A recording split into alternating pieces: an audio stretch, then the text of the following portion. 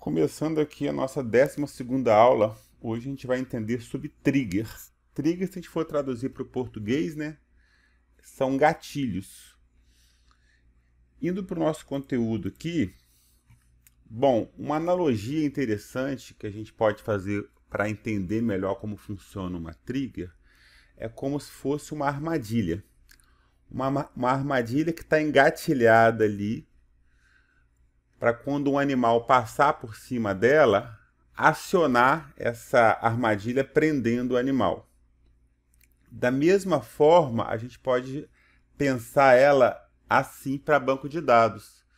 É como se fosse uma armadilha ali, que ela está armada, para quando alguma coisa acontecer, acionar ela fazendo uma determinada função. E que tipo, né, de ações podem disparar uma trigger, né? Pode acionar uma trigger? São as 3 ações básicas, tirando consulta, né? São as 3 ações básicas, fora consultas do CRUD.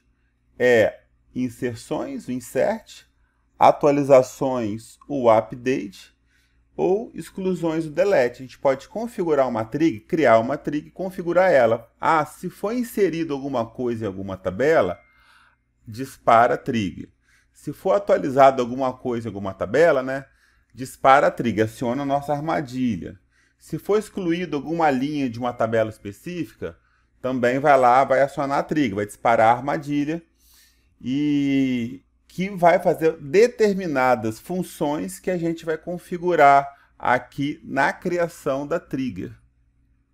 Então, reforçando aqui o já falado, assim como uma armadilha fica escondida ali e ninguém vê ela, até o momento crucial que ela é acionada, a trigger também funciona. Ela fica ali escondidinha no banco de dados, permanece inativa até que alguma coisa que dispara ela ocorra.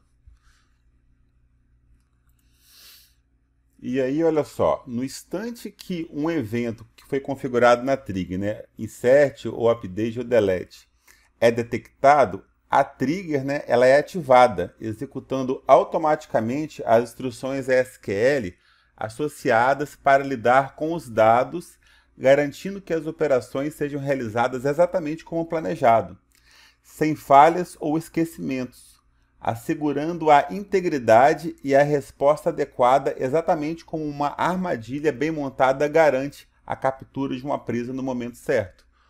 Porque às vezes, gente, vamos supor, quando algum dado, né, quando algum dado é inserido, por exemplo, a gente quer fazer algum tipo de validação no banco de dados, sacou? Então a gente pode fazer uma trigger para fazer essa validação. Por exemplo, vamos ver uns casos aqui.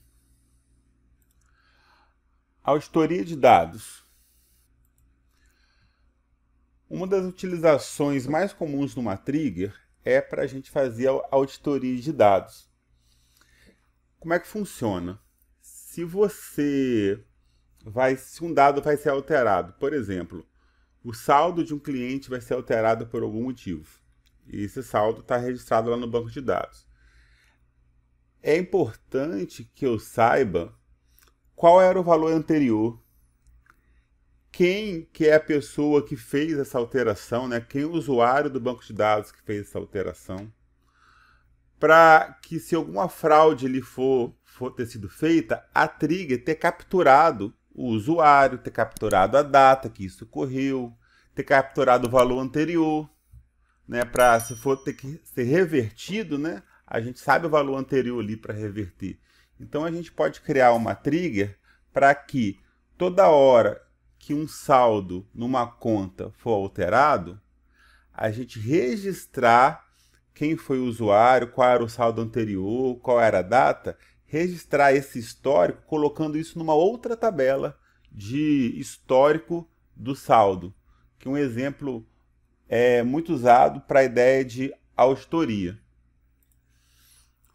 Validação de dados. Uma trigger também pode ser configurada para a gente estar podendo fazer a validação se um dado pode ou não ser modificado ou ser inserido.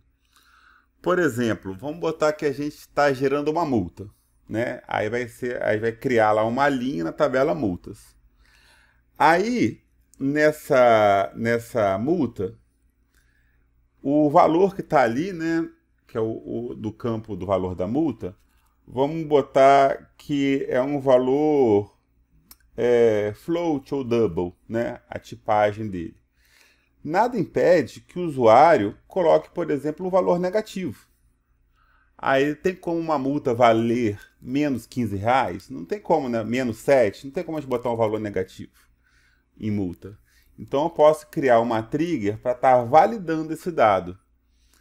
Ah, vai ser inserido uma linha na tabela multa. Ah, mas se o saldo, o valor da multa, por exemplo, for negativo, você não deixa inserir, entendeu? Você retorna com alguma informação de erro, mas não deixa que a linha seja inserida. Então a trigger é disparada, por exemplo, na inserção dos dados aqui, para que esse dado não seja inserido de forma incorreta. Então é muito usado o trigger para esse tipo de finalidade também. Um outro exemplo aqui, né? Processos automatizados. Vamos supor, tem um pedido lá, no e-commerce da vida qualquer, e ao ser removido um item ou adicionado um item, a gente poder estar recalculando o total do pedido. Então a gente pode também acionar uma trigger que faz isso, né? Ficar recalculando para a gente. Então é uma trigger aí muito usada para a gente automatizar processos. E por fim aqui a gente tem a ideia de sincronização de tabelas. Às vezes você está num software legado, né, no sistema anterior, junto com o sistema novo, os dois funcionando ao mesmo tempo. Por às vezes a base de dados ser muito grande, você está dividindo em várias tabelas diferentes, às vezes é necessário a gente manter a sincronização de duas tabelas. Então, sempre que uma tabela A é atualizada, tem que atualizar a outra, porque lá tem registros equivalentes na tabela B com a tabela A. Então, nesses casos, é muito usado o trigger também, para que se alguma coisa for alterada na tabela A, ela automaticamente alterar isso aí na tabela B. Entenderam? Pode também ser usado assim na ideia de backup de tabela, né? Ah, essa tabela aqui é tão importante para a gente aqui que vai ter o backup, uma tabela backup. Tudo que for feito com ela tem que ser sincronizado com a outra. Então pode ter um caso desse também. Então tem uma série de casos que a ideia de sincronização de tabela é necessária no sistema. E aí a gente pode estar usando o trigger para estar criando essa sincronização automática. Se este vídeo foi relevante para o seu aprendizado, considere de nos deixar um like e se quiser receber mais vídeos como este, se inscreva no canal e ligue o sininho de notificações. Obrigado!